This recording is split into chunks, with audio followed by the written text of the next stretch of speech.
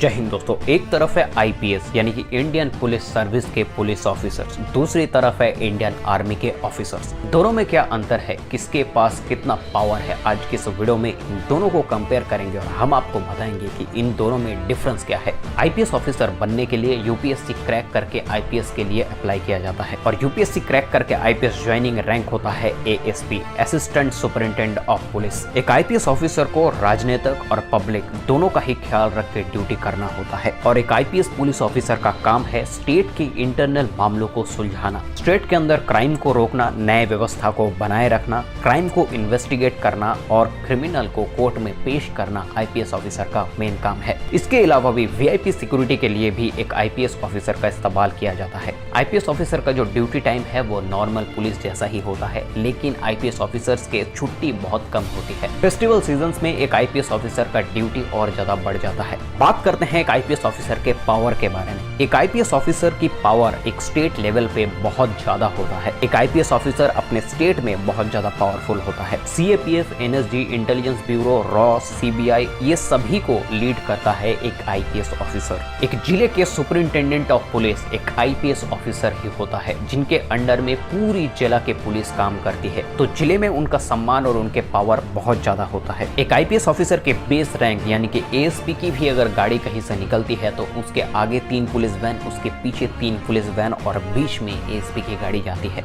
IPS officers को अच्छे quarter की फैसिलिटी, मेडिकल की फैसिलिटी, अपने पर्सनल कार की फैसिलिटी दिया जाता है। लेकिन एक आईपीएस ऑफिसर को अपने ड्यूटी के दौरान बहुत ज्यादा टेंशन और प्रेशर भी हैंडल करना होता है। डिस्ट्रिक्ट में पीस को मेंटेन करना उनका काम है, दूसरी तरफ राजनीतिक का प्रेशर भी उनके ऊपर रहता है। दिल्ली को छोड़कर के भारत के लगभग सभी राज्य के पुलिस उसी राज्य के चीफ मिनिस्टर के अंडर में आता है और उसी राज्य के चीफ मिनिस्टर के रूलिंग पार्टी के एमएलए, एमपीज अगर चाहे तो एक आईपीएस ऑफिसर के ऊपर दबाव बना सकता है। देखिए, ये जनरली तो इलीगल है। आईपीएस ऑफिसर की कुछ दायरे होते हैं, वो उन दायरे के अंदर में ही काम करता है। कुछ लॉज होती है, उन लॉज के अंडर में ही काम करता है। लेकिन एक राजनीतिक आईपीएस ऑफिसर के ऊपर प्रेशर बना सकता है और एक आईपीएस ऑफिसर को बहुत ज्यादा प्रेशर भी झेलना होता है, क्योंकि एक जिले की पावर जब एसपी के हाथ में होता है तो जिले में कहीं पर भी कुछ मर्डर हो रहा है, कुछ भी क्राइम हो रहा है, तो ऊपर चलते चलते दबाव एसपी के ऊपर ही आता है, जवाब ऊपर एसपी को ही देना है। तो इसीलिए आईपीएस ऑफिसर में टेंशन बहुत ज्यादा है, लेकिन फैसिलिटीज भी उतना ही ज्यादा है, पावर भी उतना ही ज्यादा है। अब बात करते हैं हमारे देश के उन लेजेंडरी देशभक्तों के बारे में जो भारतीय सेना के नाम से जाने जाते हैं, Indian army. Indian army national defence academy और उसके बाद इंडियन मिलिट्री एकेडमी और ऑफिसर्स ट्रेनिंग एकेडमी क्रॉस करके ज्वाइन किया जाता है। इंडियन आर्मी की ट्रेनिंग आईपीएस ऑफिसर से बहुत ज्यादा हार्ड होता है और इंडियन आर्मी में जब एक लड़का कमीशन होता है तो वो लेफ्टिनेंट रैंक में कमीशन होता है। एक आईपीएस ऑफिसर और लेफ्टिनेंट की सैलरी लगभग सेम होती है, लेकिन इंडियन आर्मी में कुछ ऐसे फैसिलिटीज हैं जो आपको ज्यादा मिलते हैं, जैसे कि कैंटीन की फैसिलिटी, आर्मी स्कूल की फैसिलिटी, आर्मी हॉस्पिटल्स की फैसिलिटी। ये सारी चीजें आर्मी फैमिलीज के लिए ही रिजर्व्ड है। इंडियन आर्मी के सोल्जर्स का मेन काम होता है युद्धकालीन परिस्थिति में इस देश को बाहरी दुश्मनों से सुरक्षा प्रदान करना। देश के अंदर घटित होने वाली क्राइम को सुलझाने के लिए पुलिस है, लेकिन देश को बाहरी दुश्मनों से रोकने के लिए या फिर बाहरी दुश्मनों से लड़ने के लिए इंडियन आर्मी है। काउंटर टेररिज्म ऑपरेशन और युद्धकालीन परिस्थिति में इंडियन आर्मी को फ्रंट फुट में भेजा जाता है। इंडियन आर्मी इस देश का लास्ट लाइन ऑफ डिफेंस है। इंडियन आर्मी अगर खत्म हो गया तो पूरा देश खत्म हो जाएगा। अब बात करते हैं कि इंडियन आर्मी ऑफिसर का पावर की, क्योंकि इंडियन आर्मी एक अलग ही तरीके का जॉब है दोस्त। ये एक अलग रुतबा है, ये देशभक्तों का जॉब है। यहाँ पर जाने के बाद आप अपने काम को नहीं कर रहे हैं, आप अपने जान तक कुर्बान करने से पहले दोबारा नहीं सोचेंगे कि इस देश के लिए,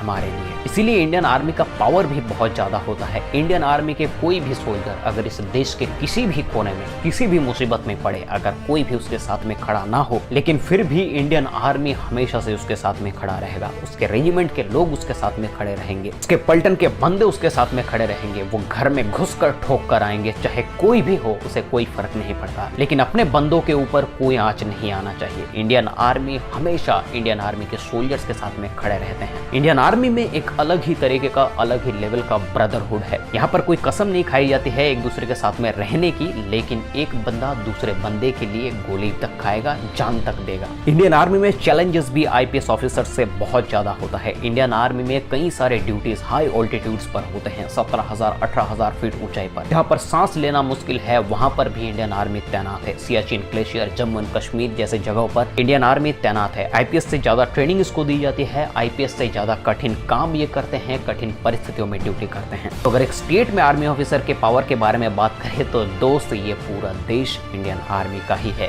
वो है तो हम है, ये पूरा देश उनका है और पूरे देश के लोग उनके साथ में खड़े हैं। इसीलिए उनको किसी भी तरह के पॉलिटिकल पावर की जरूरत नहीं है, क्योंकि भारत की जनता उसके साथ में खड़ा है। तो एक आईपीएस ऑफिसर को जहां पर राजनीतिक प्रेशर के साथ साथ में टेंशन और पूरे जिले की सुरक्षा का ध्यान रखना पड़ता है, वहीं पर एक इंडियन आर्मी का ऑफिसर को अपने सीनियर के ऑर्डर्स के साथ साथ में इस पूरे देश का ध्यान रखना होता है। सुपरिंटेंडेंट ऑफ पुलिस की पावर एक जिले में या फिर एक स्टेट में ही फैला हुआ है, लेकिन भारतीय सेना के ऑफिसर्स की पावर इस पूरे देश में फैला हुआ है। कोई भी पार्टी के राजनीतिक लीडर या फिर नेता एक आर्मी ऑफिसर के ऊपर किसी भी तरह का दबाव नहीं डाल सकता। आशा करता हूं आप आईपीएस ऑफिसर और आर्मी के बीच में क्या अंतर है ये समझ चुके होंगे। इन दोनों में कौन बेहतर है शायद आपको बताने की जरूरत नहीं है, कौन इस देश के लिए लड़ता है शायद वो भी बताने की जरूरत नहीं है। इंडियन डिफेंस रिलेटेड इसी तरह के वीडियोस आगे देखने के लिए एन डिफेंस यूट्यूब चैनल को सब्सक्राइब करके बेल नोटिफिकेशन को प्रेस कर दीजिए। मिलते हैं आपसे अगले वीडियो में, तब तक के लिए जय हिंद, जय भारत।